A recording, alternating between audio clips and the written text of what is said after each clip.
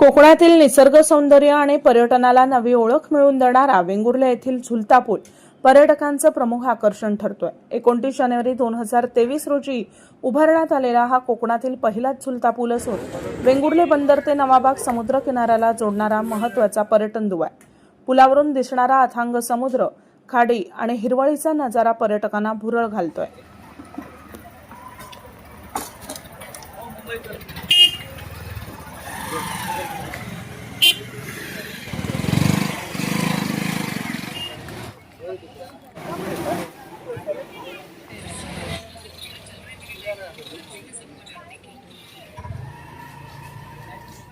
Selfie, reels, boating आणि उंट सफारीचा आनंद घेण्यासाठी इथं मोठ्या प्रमाणात पर्यटक भेट देत आहेत।